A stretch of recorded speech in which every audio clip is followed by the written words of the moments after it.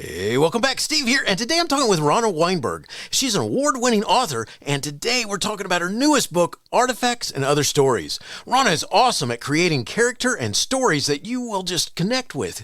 Oh, what an awesome talk. Lots to learn. Thanks for listening. And by the way, before you go, could you leave the podcast a 5-star rating maybe and a really nice review? Could you do that for me? That would be so cool. That's how we get noticed in podcast land. Thanks so much. You are awesome. Enjoy the show. It's the Education Podcast, your favorite show, with lots of groovy guests and they share what they know. So crank it up to 10 and let your neighbors know that here's another show with Dr. Steve Miletto. Teaching, Learning, Leading K12. Teaching, Learning, Leading K12. Teaching, Learning, Leading K12. With Dr. Steve Miletto. Ronna Wineberg is an award-winning author of 4 books, including her newest one, Artifacts and Other Stories, a collection of short stories which is our focus today. Her latest book was longlisted for the Shelf Unbound Best Indie Book Competition and was a finalist for the Eric Hoffer Book Award. Over the past 3 decades, her writings have received recognition that includes being a finalist for Loaf Writers Conference Fellowship, a finalist for Moment Magazine Short Fiction Contest, winner of New River Press Many Voices Project Literary Competition, finalist for the Willa Cather Prize in Fiction, and a prize winner in the Denver Women's Press Club Story Contest. She is the founding fiction editor of Bellevue Literary Review, where she served 21 years as its senior fiction editor and now is their contributing fiction editor. The publication is credited with publishing the early works of Celeste Ng, who went on to become a New York Times best-selling author. Wineberg has also served as the president of Tennessee Writers Alliance and was a member of the program committee for Southern Festival of Books. Wineberg was awarded a prestigious fellowship in fiction from the New York Foundation for the Arts, a residency from the Virginia Center for the Creative Arts, a residency from Ragdale Foundation, and a scholarship in fiction from the Bread Loaf Writers Conference. Her work has appeared in numerous literary magazines, including Michigan Quarterly Review, Berkeley Fiction Review, Writers Forum, the South Dakota Review, American Way, Colorado Review, Jewish Women's Literary Annual, and Eureka Literary Magazine. Wineberg is a dynamic guest speaker and has presented at many conferences like the AWP Conference, Council of Literary Magazines and Presses, Pen and Brush Writing Conference, and many others. She taught a total of 5 years, including creative writing at University School of Nashville evening classes for adults and as an adjunct professor in English at New York University. Wineberg was a legal aid lawyer, public defender, and a lawyer in private practice earlier in her career. She earned a JD from University of Denver College of Law and a BA with distinction from the University of Michigan. She has lived in Nashville and Denver and resides in New York City. For more information, please consult her website at www.ronnawineberg.com, and I'll have that information in the show notes. Ronna, thanks for joining me today. Great to have you on the show, and say hi to everyone. Yeah, thank you, Stephen, for having me. I'm so happy to be here, and I want to say hello to everyone out there and to thank them for listening. Well, I appreciate you being here, and what a great book we're going to talk about that you've written. But before we do that, I gotta talk about a couple things. By the way, you've lived in different places across the country. You know, when you look at they're not like just around the corner. That's right. I have. You go from one side to the next. I love that. Yeah, because I was married at the time, and my husband was an academic, so we moved because of his work. Gotcha. Well, let's start by talking about this from your bio. Wineberg was a legal aid lawyer, public defender, and a lawyer in private practice earlier in her career. Did you learn any lessons from this time in your life that have influenced your writing? Yes, I did. I learned many lessons. And one of the most important lessons was about human emotion and the range of adverse circumstances that people find themselves in and how people cope with this. I learned this in criminal court because I represented clients who were charged with crimes. And when I worked for Colorado Rural Legal Services, which is like legal aid, I used to drive to Eastern Colorado, and I used to basically set up shop in a gymnasium in a high school because there weren't any lawyers in the area. And people would come to me and we would talk about their legal problems. And a lot of the problems were family problems, domestic problems. Sometimes electricity was being cut off. So I learned about how people lived, how they cope, and what circumstances do to emotions. Gotcha. I mean, I imagine I had a huge input because you would have been really dealing with a lot of emotions there, I can imagine. Yeah, a lot of emotions. So what took you from that world and led you to becoming a writer? I mean, that's many want to write, but never get past the blank page. I mean, how'd you just get past the desire to write? When I was a child, I wanted to be either an artist or a writer. And I used to create a newspaper, at home, and I would draw pictures. I would write articles about books that didn't exist. I would make them up, and I would make up movies and do reviews about them. So I always had that desire to write and to draw. And then I went to a conference when I was in my 30s, and I was writing poetry in college, and I decided that law was very practical. I did want to be a writer, but law seemed a very practical course to take. I went to a conference in my 30s, and the instructor said that my poems were like stories, and she suggested that I take a class at the University of Denver. I was living in Denver at the time, so I took some fiction classes there, and I really loved it. And at a certain point, I decided that I wanted to try to see if I could become a writer, if I had it in me to become a writer. So it was really gradual, and it was a decision that I made. That's awesome. Well, it was a good decision because well, thank you. Talent. I didn't know. I thought, well, maybe I didn't have it in me, and I would just see what happened. But glad you decided to see what happens. That's cool. So let's talk about your latest book. It's called Artifacts and Other Stories, and this is a unique format. And I know that some of your previous books have a similar sort of format. I mean, you have basically what's going on there is you have penned 14 stories about people in their lives. I mean, what inspired you to write Artifacts and Other Stories? Yes, the stories are fiction, and they are about people in their lives. And the Artifacts and Other Stories explores the joys and limitations of love and the coming together and breaking apart of relationships. So my goal was that the book would reflect the fluidity of our contemporary world, because relationships are in flux. There's a prevalence of divorce. There are painful side effects of divorce. People are searching for love, and they have the ability to choose and shape the next chapter of their lives. The story ideas, so that was my idea for the book. That was my theme. And the ideas come from many places. The ideas come from my imagination. I'm inspired by what I see in the world, what's happened to family and friends, and by my own experiences. I'm divorced after a long marriage, so I understand what it's like to have a relationship end and what happens next. I also can hear a conversation or be involved in a conversation, and someone may say something that sparks an idea for a story. So the ideas come from many different places. That's cool. This may sound silly, but how does it make you feel when someone shares a review like Anne Korkia-Kivi? She's the author of Shining Sea and An Unexpected Guest. And this is what she said. The people who inhabit Ronna Wineberg's exquisitely crafted stories may have loved and lost, but they still continue to love, to find new love, hope for new love, and respect the loves they have had.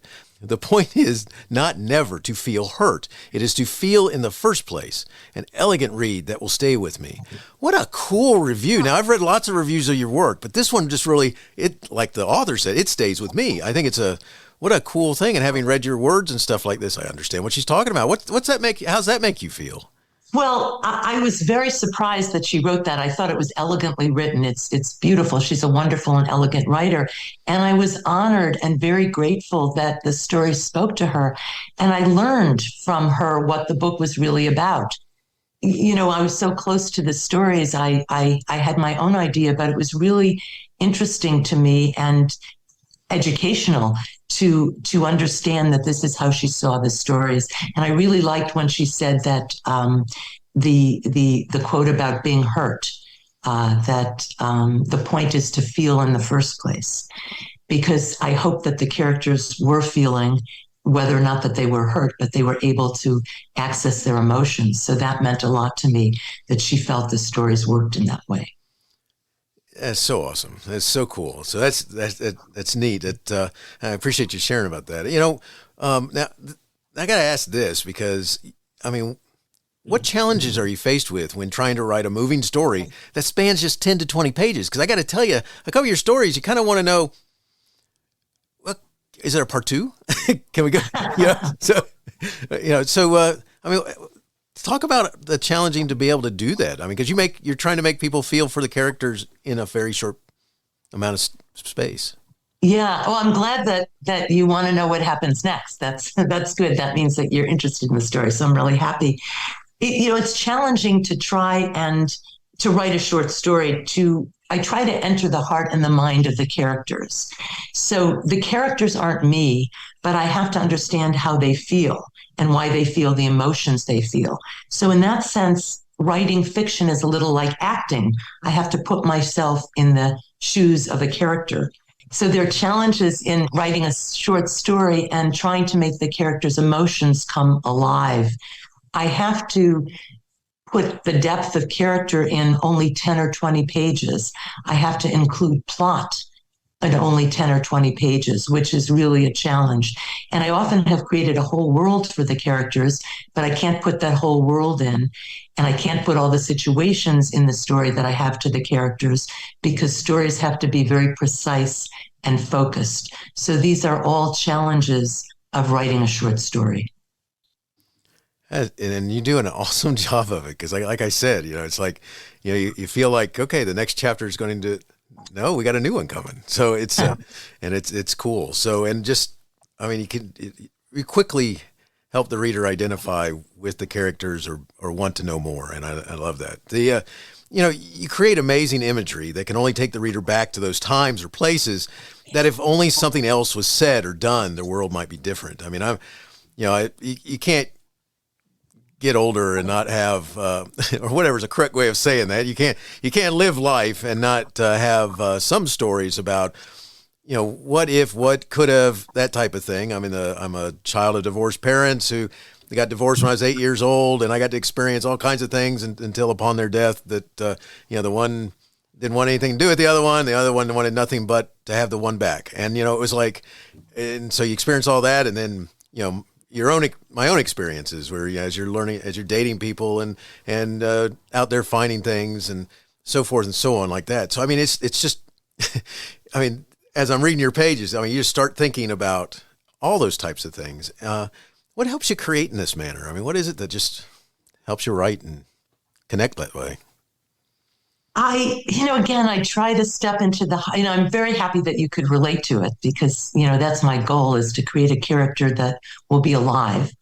I try to, again, step in the hearts and minds of the characters, and I try to access what they're like. So, for example, in Artifacts and Other Stories, there's a story called Woman Wanted for Travel, No Romance. And it's about a 79-year-old widower whose wife, of course, has died, and he's been grieving, and he begins a relationship with a 70-year-old widow. And at first, he doesn't want any romance, but then the relationship does evolve into romance. I'm not a 79-year-old man, so I can't really write of my own experience, but I observe people around me, and I try to imagine what it's like to be that man. And of course, I'm a woman, so I don't really know what it's like to be a man. So I had to imagine many things for it. And I tried to put the emotion into the story. Part of it also is observation and just, life experience, talking to different people and getting a sense of what people are like, and then accessing that when I write. Well, it's powerful because it's there. You make it happen. And it's like, you just, because it's part of the worlds that we go through. It's like going back to that statement by Anne, where she talked about the idea that you're gonna at some point feel hurt, but there's always the possibility that it's going to go away. And it's true, and that particular story really is about being hurt, but going on at a very late stage of life. There's another story in the book called A Feather Pillow that is about a woman who's a teacher who's caring for her mother who has dementia. And, I'm grateful that so far I haven't had to care for anyone who's had dementia, but I had to imagine that. I had to imagine what it was like to be a daughter with a mother who was so ill and compromised. And again, it was from talking to people, observing, and really imagining what it would be like. That's incredible. So it's good stuff. I mean, so Ronna, one of my favorite lines appears in the story called Hurricane. And it goes like this. Alice wished she were made of stone, but she knows she's not. She turns from the river. She imagines Mara and Douglas waiting for her, and she begins her journey home. Whether the stories are similar or not, I can only imagine that there are many who have wished that they were made of stone. I mean, can you talk about writing to engage the reader's heart? Yes, thank you. I'm glad that you like that line very much. In that case, I really like the image of stone because it implies being sturdy, rooted, unflappable. You can bear the weight of whatever is happening in life. And I just like that image. We all want to be like that. We all wish we could cope with and bear whatever comes our way. And sometimes we do better at it than others. So in terms of accessing the emotion, I have to feel the emotion. I'm not the character, so I'm really not Alice. Alice has some discontent with her husband at this point, and she is really deciding what she wants to do about the marriage. It's kind of a metaphor for that. That's not me, but I have to step into her heart and mind and try and imagine what she felt like at that moment. So writing fiction is a little bit like acting. And sometimes I'll read a line aloud. Sometimes I read dialogue aloud to make sure that it sounds authentic and accurate. I think the key, though, is to feel the feelings myself. When I'm writing, I have to feel what the character's feeling in order to put it on the page. If I don't feel it, then it doesn't come across as authentic. That's excellent. Well, it's such a powerful ending to that story, and it's the idea of being a stone. I mean, you see it all the time. Whether it's you're dealing with death, or you're dealing with you still have feelings for this person, you just wish you could block it out. I mean, I've had. Yes, I wanted to add something about that in terms of writing a story and feeling the feelings. There is a story in my book called Woman Wanted for Travel, No Romance, which is about a 79-year-old widower who meets a 70-year-old widow. And he's not interested in romance, but they eventually begin a relationship. I wrote this story from his point of view, and I'm not a man and I'm not a widower. So I really had to stretch myself to understand what he would feel and experience. And the way I was able to do that was just by observing life and, talking to people and understanding people and just imagining how I would feel if I were in his shoes. Well, you do a really good job of it because Thank you. It's very heartfelt. Another favorite scene that I have is from the story Double Helix. Then I fling the bag over the guardrail. Thomas's sins are not mine, but I'm casting away my sins too. Fury, envy, disappointment, regret, blame, need, sorrow.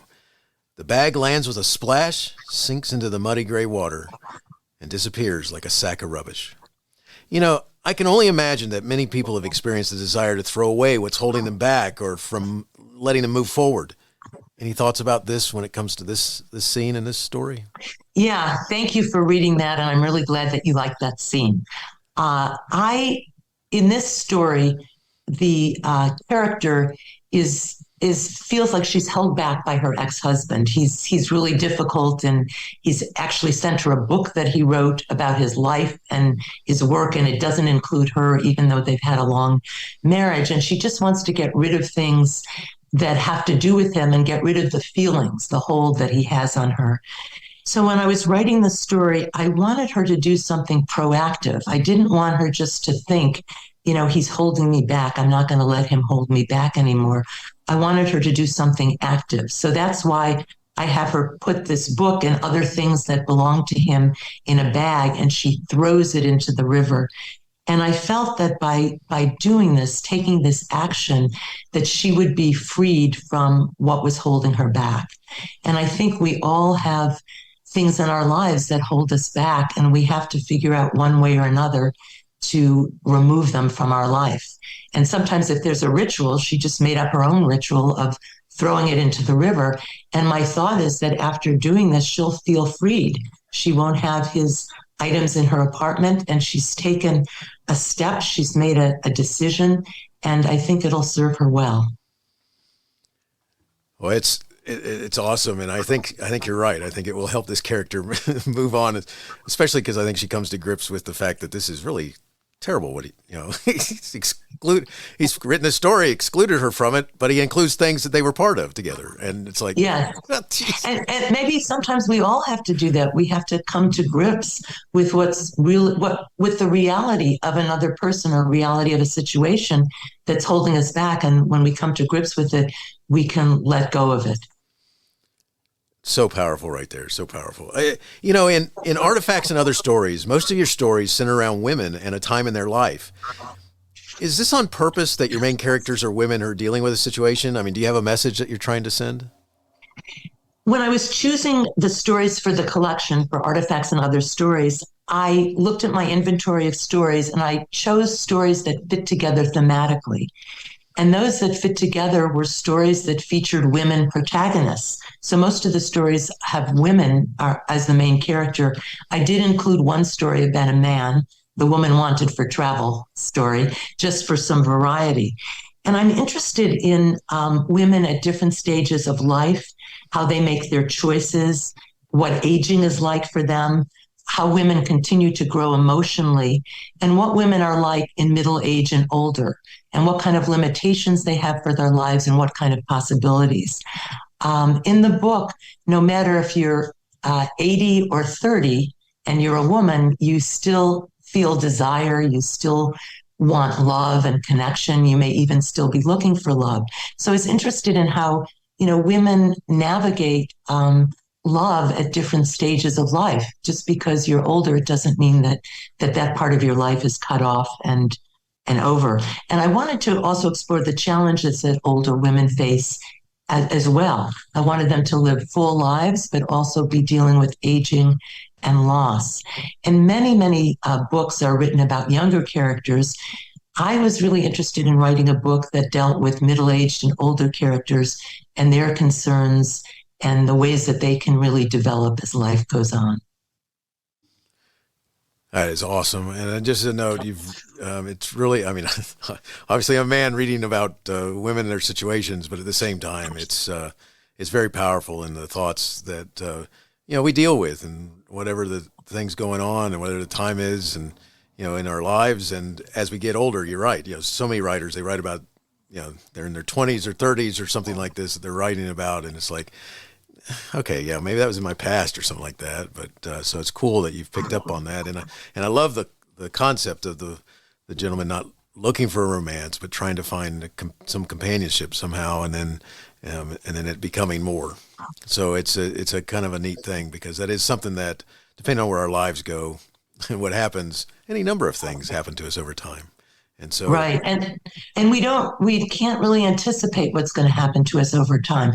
That's why we really have, when you're young, you have no idea how you'll feel when you're older or what you'll have to cope with when you're older. And I think, older people have full lives. It's such a youth-oriented culture. So I think it's important to look at older people. And one thing I wanted to mention too is some of the characters in Artifacts and Other Stories are teachers.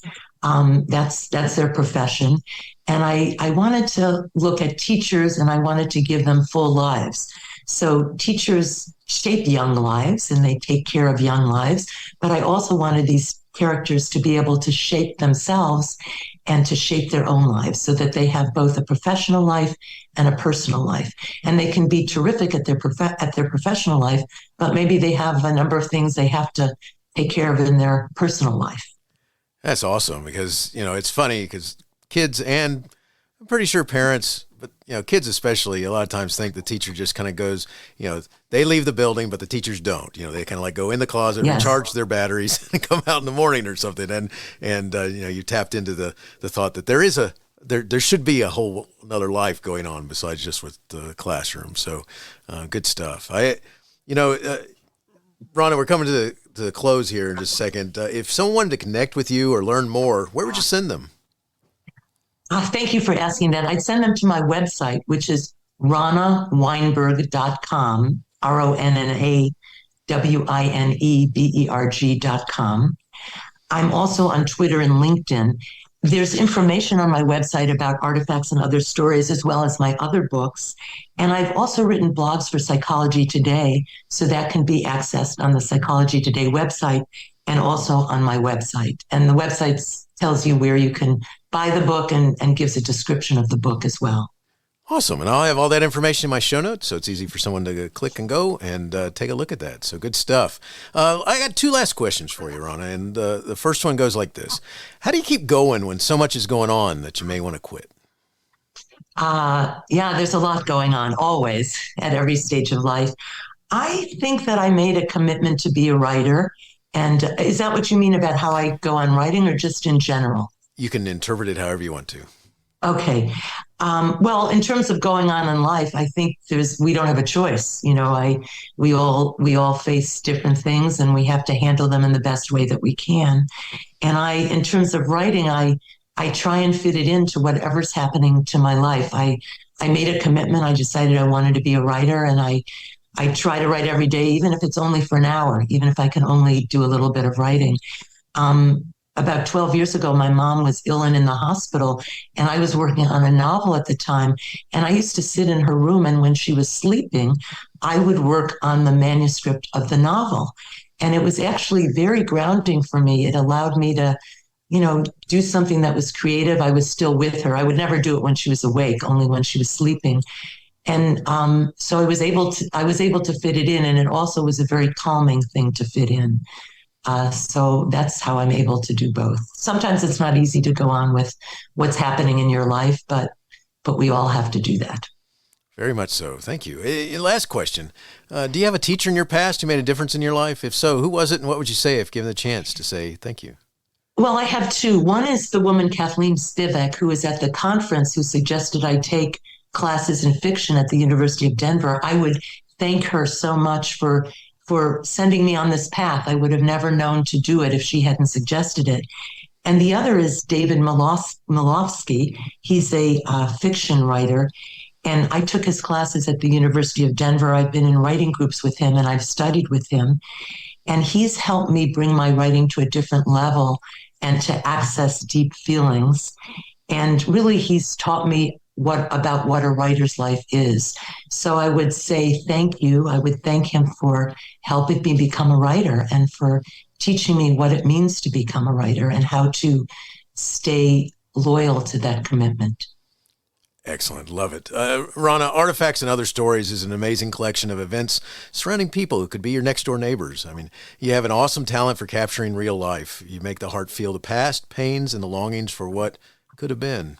Thanks so much for talking with me. I'm wishing you the best in all you do. Thank you, Stephen. This was terrific. I really enjoyed our talk. Hey, you have been listening to Teaching, Learning, Leading K12, a podcast to help you help kids achieve their dreams. Teaching, Learning, Leading K12 is a member of the podcast network based in Canada called Voice Ed Radio. Voice Ed Radio, your voice is right here. The opinions expressed on Teaching, Learning, Leading K12 are those of the guests and host. Teaching, Learning, Leading K12 is intended to share ideas, advice, and suggestions. Teaching, Learning, Leading K12 is produced for educational purposes. Hey, thanks for listening. It would be awesome if you visited my website at stephenmiletto.com and connected with me, left a review, and listened to more episodes. And by the way, you could also share it with your friends, with your family, and your colleagues. Thanks so much. You're awesome.